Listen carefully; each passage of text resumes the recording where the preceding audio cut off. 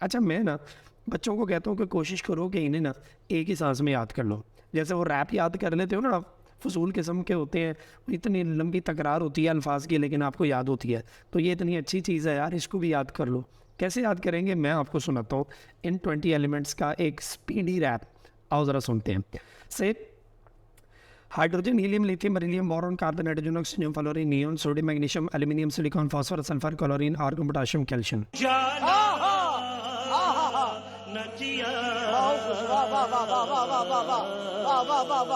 तो देखा आपने? नहीं।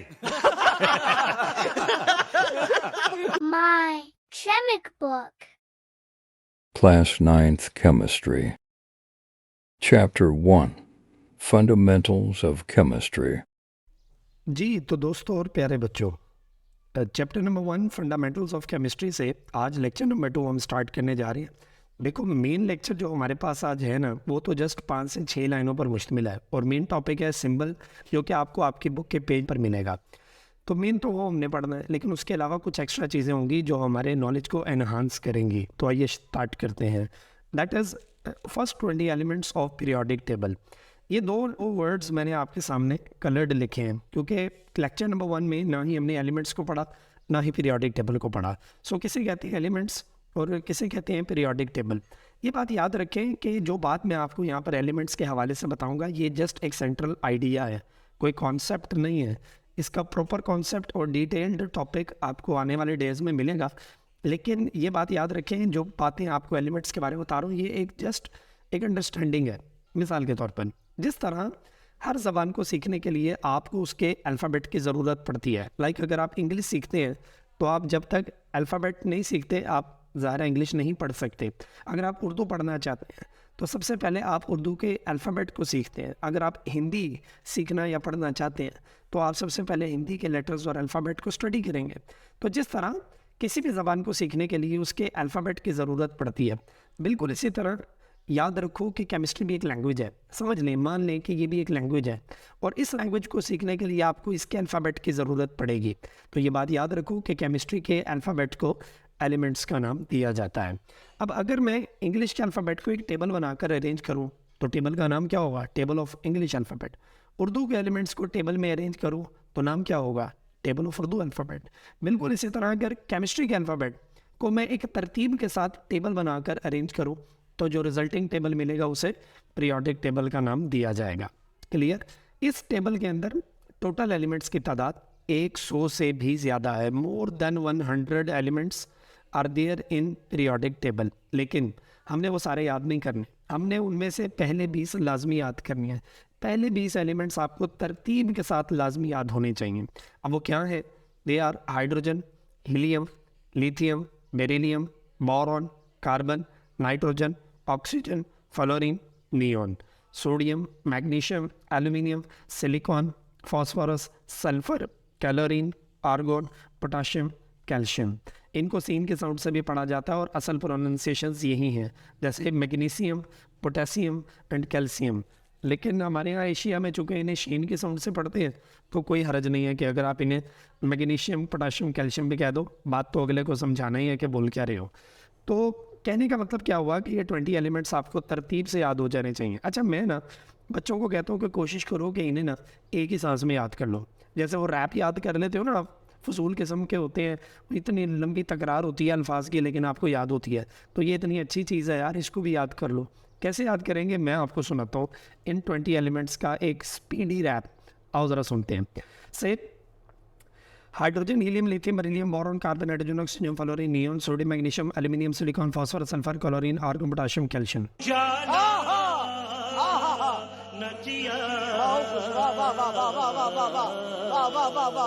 तो देखा आपने?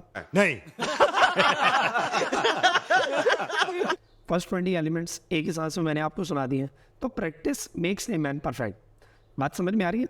अब कुछ बच्चे सुनकर कह रहे होंगे कि सर आपके 20 एलिमेंट्स इतनी स्पीड में सुनाने के बाद हमें तो इमरान हक का बिल्लो गाना याद आ गया। टोली विच पाके हुन कर लगे आवांगा मैं तेरे गाने बन के ते शहरों ते जावांगा मैं नाल चार पांच सौ गवा भी लगे जावांगा मैं चाचा पप्पा मामा ताया जाजी पहना के तेरे यार बेली छोटे मोटे सब आके लच शच बन के ते खुशी से पाके लोगे नाके चंगे बच्चे बन के चल चल लाके कंगी शंगी वाके शीशे मुड़े बैठ के जरा देर लगा के गाली गाली अखियां से सुरमा तो आए हम इसको अगर एक सांस में नहीं भी कर सकते, हम कोशिश करते हैं इनको 2 सांस में 10-10 करके सुना दें। Like hydrogen, helium, lithium, beryllium, boron, carbon, nitrogen, oxygen, fluorine, neon, sodium, magnesium, aluminium, silicon, phosphorus, sulphur, chlorine, argon, potassium, calcium. आए हाय हाय हाय आए हाय हाय हाय। तो कहने का मतलब ये है कि आप इन 20 एलिमेंट्स को बाहर सूरत बस याद कर लें, जैसे भी करें, it's up to you. Clear? मज़ा आया आपको? नहीं। चलिए आगे चलते हैं जी। तो व्हाट इज सिंबल? हम जानते हैं कि बाज़ औक़ात ऐसा देखा गया है कि कोई लफ्ज़ बड़ा हो, लंबा हो, तो उसको शॉर्ट नोटेशन दी जाती है। जैसे पीटीवी, पाकिस्तान टेलीविज़न, काफ़ी लंबा वर्ड था, हमने उसको शॉर्ट करके पीटीवी बना दिया। PIA, Pakistan international airlines. ठीक है, ये एब्रीविएशंस है, शॉर्ट फॉर्म है जो बड़े बड़े लफ्ज़ों को छोटा करती हैं। तो बिल्कुल इसी तरह याद रखें, केमिस्ट्री में एलिमेंट्स के पूरे नामों के लिए भी हमने शॉर्ट नोटेशंस रखी हैं और उन्हीं शॉर्ट नोटेशंस को सिंबल का नाम दिया जाता है। सो हम कहते हैं कि the abbreviation used for the name of an element. किसी एलिमेंट का पूरा नाम लिखने की बजाय जो शॉर्ट नोटेशन इस्तेमाल की जाती हैं, हम उन्हें सिंबल का नाम देते हैं। जैसे हाइड्रोजन का पूरा नाम लिखने के बजाय मैंने सिर्फ H लिख दिया, कैल्शियम का पूरा नाम लिखने के बजाय मैंने सिर्फ Ca लिख दिया। सो हम कहते हैं कि the abbreviation used for the name of an element are known as symbol. अब सिंबल असाइन करने के हमारे पास टोटल 2 रूल्स हैं। नंबर 1, या तो सिंबल आपके पास एक लेटर पर मुश्तमिल होगा या सिंबल आपके पास 2 लेटर्स पर मुश्तमिल होगा। अब अगर तो सिंबल एक लेटर पर मुश्तमिल है तो ये बात याद रखो, वो हमेशा कैपिटल केस में लिखा जाएगा। हमेशा कैपिटल केस के अंदर जो है वो सिंबल्स लिखे जाते हैं अगर वो एक लेटर पर मुश्तमिल है। आइए ज़रा देखते हैं वो कैसे। जैसे कि आपके पास ये इनमें से वो एलिमेंट्स जो एक एक लेटर पर मुश्तमिल सिंबल रखते हैं, आइए उन्हें रिप्रेजेंट करते हैं। जैसे कि हाइड्रोजन के लिए कैपिटल H, बोरॉन के लिए कैपिटल B, कार्बन के लिए कैपिटल C, नाइट्रोजन के लिए कैपिटल N, ऑक्सीजन के लिए कैपिटल O और फ्लोरीन के लिए कैपिटल F का इस्तेमाल किया जाता है। इसी तरह यहाँ पर देखें तो फॉस्फोरस के लिए कैपिटल P और सल्फ़र के लिए जो है वो कैपिटल S का इस्तेमाल किया जाता है। तो ये तमाम वो एलिमेंट्स थे फर्स्ट 20 के अंदर जिनके सिंबल एक एक लेटर पर मुश्तमिल हैं। और सिंगल लेटर पर मुश्तमिल सिंबल जो है, ये बात याद रखें कि वो हमेशा कैपिटल केस में लिखा जाता है। लेकिन अब अगर कोई सिंबल ऐसा है जो 2 लेटर्स पर मुश्तमिल है, तो आए उसका रूल देखते हैं। तो अब अगर कोई सिंबल 2 लेटर्स पर मुश्तमिल है तो उसके लिए ये बात याद रखो कि सिर्फ पहला लेटर कैपिटल लिखा जाएगा। सो फॉर 2 लेटर्स ओनली, सिर्फ और सिर्फ फर्स्ट लेटर इज कैपिटल, तो उसमें सिर्फ पहले को कैपिटल लिखा है। यानी अगर एक लेटर है तो फिर वो कैपिटल, और अगर 2 लेटर है तो सिर्फ पहला कैपिटल। बात समझ में आ रही है? आओ ज़रा इसको भी देखते हैं। तो अब इन 20 एलिमेंट्स के अंदर वो एलिमेंट्स जो 2 लेटर्स पर मुश्किल हैं, आए उसके सिंबल देखते हैं। लाइक अगर आपके पास बात की जा रही है वैसे कि हीलियम, तो हीलियम के लिए H कैपिटल है, E स्मॉलर। लिथियम के लिए L capital, I smaller. Beryllium के लिए B कैपिटल, E स्मॉलर।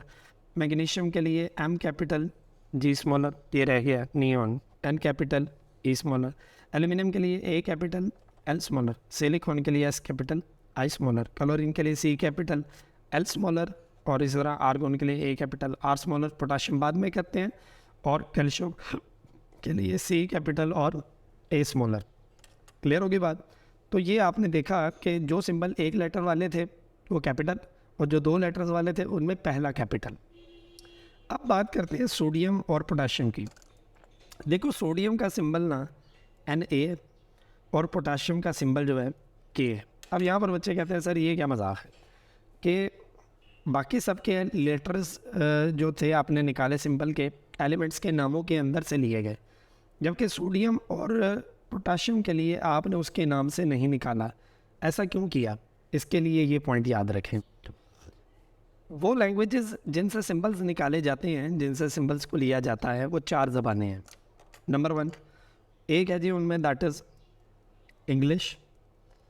एक है लैटिन, एक है ग्रीक और एक है जर्मन। देखो इंग्लिश से लिया जाता है, या लैटिन लातीनी ज़बान से लिया जाता है, या ग्रीक यूनानी ज़बान से लिया जाता है, या आपके पास जर्मन लैंग्वेज से सिंबल्स को टेक किया जाता है। अब देखते हैं कि सोडियम और पोटाशियम के लिए उनका सिंबल Na और K कहाँ से लिया गया है। ये बात याद रखें कि सोडियम का जो सिंबल है Na, वो इसके इस नाम से नहीं लिया गया। सोडियम का लैटिन नेम है दैट इज़ नट्रियम, और उस नट्रियम वर्ड से आपके पास सिंबल Na निकाल कर सोडियम को रिप्रेजेंट किया गया है। इसी तरह पोटाशियम का सिंबल के, इसके पोटाशियम वर्ड ये इसका इंग्लिश नेम है, इससे नहीं लिया गया, बल्कि इसका लैटिन नेम है दैट इज़ कैलियम, वहाँ से इसका सिंबल जो है वो K निकाला गया है। तो आपने देखा कि टोटल 4 ज़बानें हैं जिनमें से एलिमेंट्स के सिंबल को टेक किया जाता है, इंग्लिश, लैटिन, ग्रीक और जर्मन। जैसे सोडियम का सिंबल Na, पोटाशियम का सिंबल K आपने इंग्लिश लैंग्वेज से टेक नहीं किया, बल्कि इनके लैटिन वर्ड नट्रियम और कैलियम से निकाल कर रिप्रेजेंट किया। सो ये था ऑल अबाउट आपका टॉपिक सिंबल। जी, तो सिंबल्स पढ़ने के बाद अब आती है बेसिक टर्म्स। ये वो टर्म्स जो बहुत फ्रीक्वेंटली केमिस्ट्री में इस्तेमाल होंगी, लेकिन कभी इनके बारे में जो है वो हमें प्रॉपर ऑर्गेनाइज्ड मैनर की इन्फॉर्मेशन नहीं पता होती। तो आइए स्टार्ट करते हैं। एटम्स क्या होते हैं? वर्ड बहुत सुना होगा, किन्हें कहा जाता है एटम्स। तो याद रखें, एटम्स किसी भी एलिमेंट के सबसे छोटे पार्टिकल को कहा जाता है। The smallest particles of an element, किसी एलिमेंट का सबसे छोटा पार्टिकल क्या कहलाता है? एटम कहलाता है। क्लियर? जैसे आपके पास हाइड्रोजन है, हीलियम है, लिथियम है, ये एलिमेंट्स हैं।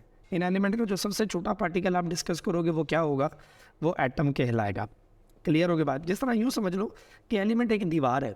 अब दीवार किन से मिलकर बनती है? ईंटों से। हम कहते हैं दीवार के अंदर ईंटें मौजूद होती हैं, ईंटों से मिलकर दीवार बनती है। बिल्कुल इसी तरह एलिमेंट्स एटम्स पर मुश्तमिल होते हैं और एटम्स एलिमेंट्स बनाते हैं, और अगर इसको दीवार माना जाए तो ये उसकी ईंट है।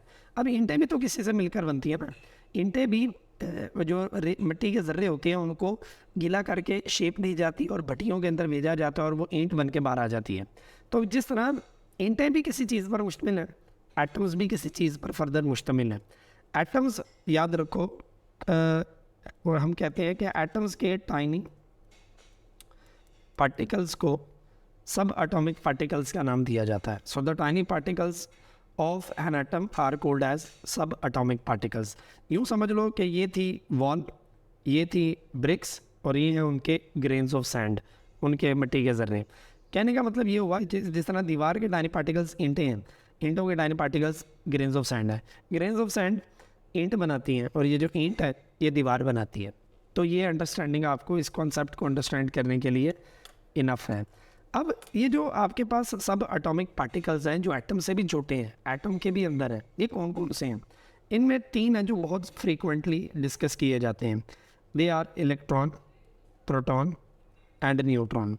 इलेक्ट्रॉन एटम का वो वाला पार्टिकल है जिस पर नेगेटिव चार्ज होता है।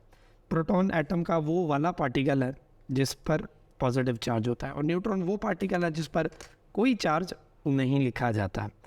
अब ये जो इलेक्ट्रॉन है और प्रोटॉन और न्यूट्रॉन है, ये एटम के किस इलाके में पाए जाते हैं?